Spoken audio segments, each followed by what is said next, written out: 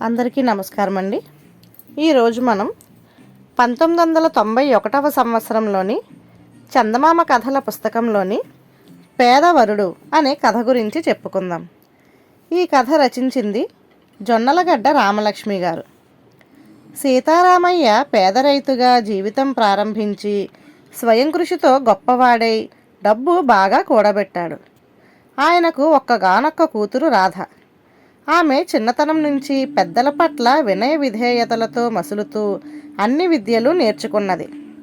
రాధకు పెళ్ళీడు రాగానే ఎక్కడెక్కడి నుంచి సంబంధాలు వెతుక్కుంటూ వస్తున్నాయి. ఎందుకంటే రాధ అందంలో అప్సరస కూడా.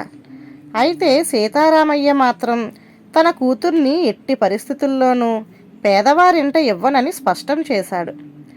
ఈ విషయం తెలిసి పక్క గ్రామంలోని విజయుడనేవాడు రాధను పెళ్లి చేసుకోవాలని మోజుపడ్డాడు. విజయుడు కోటీశ్వరుడు. ఊళ్ళో సగం పొలాలు అతడివే. పైగా 4 దుకాణాలు, వడ్డీ వ్యాపారం, 3 మేడలు ఉన్నాయి. తనకంటే డబ్బున్నవాడు చుట్టుపక్కల ఉండడన్న గర్వంతో అతడు ఒక పెళ్ళిళ్ళ పేరయ్యను పిలిచి, నాకు ఇంత డబ్బున్నా, అందం, గుణం, చదువు ఉన్నాయని నేను రాధ అంటే ఇష్టపడ్డాను. 1,00,000 వరహాలు కట్నం ఇస్తే చాలు, రాధను పెళ్లి చేసుకుంటాను. పెళ్లి సంబంధం కుదుర్చు. సీతారామయ్య మరీ 1,00,000 వరహాలు ఇవ్వలేనని అంటే 80,000 వరహాలకు ఒప్పించు. నువ్వు నాకు ఈ సాయం చేస్తే నీకు 1,000 వరహాలు బహుమతిగా ఇస్తాను అన్నాడు. 1,000 వరహాలు వస్తాయన్న ఉత్సాహంతో పేరయ్య అప్పటికప్పుడే సీతారామయ్య ఇంటికి వెళ్ళి విజయుడి గురించి చెప్పాడు. సీతారామయ్య పెదవి విరిచి, ముందే చెప్పాను, మా అమ్మాయిని పేదవాళ్ళంట ఇవ్వదలుచుకోలేదు అన్నాడు.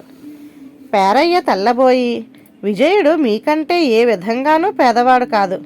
1,00,000 వరహాలు కట్నం ఇవ్వడం ఇష్టం లేక మీరతన్ని చిన్నబుచ్చడం మర్యాద కాదు అన్నాడు. సీతారామయ్య దీనికి బదులు ఇవ్వలేదు.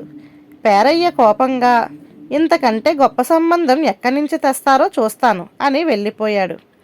కానీ నిజంగానే అంతకంటే గొప్ప సంబంధం వెతుక్కుంటూ సీతారామయ్య ఇంటికి వచ్చింది.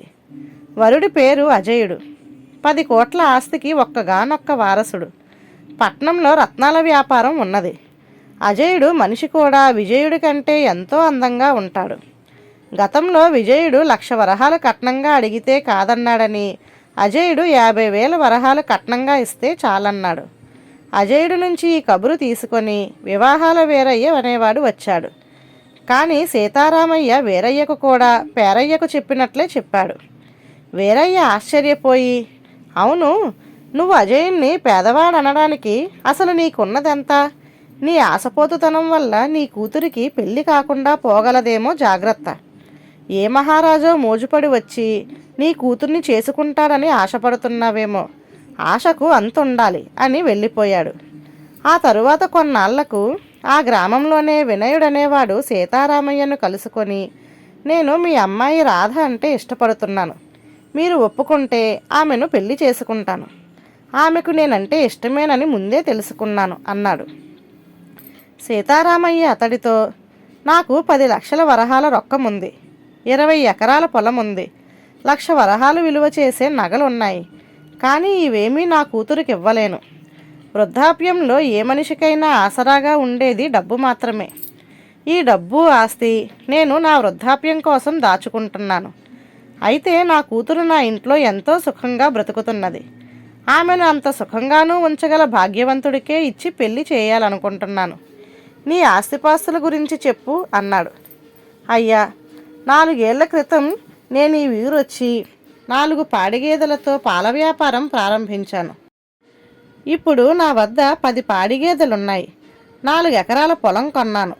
అప్పు చేసి సొంత ఇల్లు కూడా కట్టాను. దైవం అనుకూలిస్తే ఇంటి మీద అప్పు ఈ ఏడాదికి తీరిపోగలదు. నేను మీ అమ్మాయిని సుఖపెట్టగలనని నమ్ముతున్నాను. అంతేకాదు, వృద్ధాప్యంలో డబ్బు ఒక్కటే ఆసరా అవుతుందని మీరు పొరబడుతున్నారు. కానీ డబ్బు పాపిష్టిది. ముసలితనంలో మిమ్మల్ని అసహాయుల్ని చేసి అందరూ మీ డబ్బును కాజేయాలనుకుంటారు. కాబట్టి మీరు మీ డబ్బును సత్కార్యాలకు వినియోగించి వదిలించుకోండి. తరువాత నా దగ్గరకు వచ్చి ఉండండి. నా వద్ద మీరు సుఖ సంతోషాలతో ఉండగలరని నమ్మగలరు అన్నాడు వినయుడు. సీతారామయ్య వినయుడికి రాధనివ్వడానికి అంగీకరించాడు. ఈ విషయం తెలిసి పేరయ్య వీరయ్య వినయుణ్ణి కలుసుకొని, బాబు, మేము తెచ్చిన పెద్ద పెద్ద సంబంధాలన్నీ వద్దని ఆ సీతారామయ్య నిన్నెంచుకున్నాడు. నీ దగ్గర కానీ తరగని నిధి ఏమైనా ఉన్నదా అని అడిగారు. దానికి వినయుడు నవ్వి, విజయుడు రాధను పెళ్లి చేసుకునేందుకు 1,00,000 వరహాలు అడిగాడు. అజయుడు 50,000 వరహాలు అడిగాడు. ఆ విధంగా సీతారామయ్య డబ్బు ఇచ్చేవాడు, వాళ్ళు పుచ్చుకునేవాళ్ళు అయ్యారు. అంటే వాళ్ళు సీతారామయ్య కంటే పేదవాళ్ళు. పెళ్లికి కట్నం అడిగేవాడు బిచ్చగాడితో సమానం. బిచ్చగాడు పేదవాడే కదా.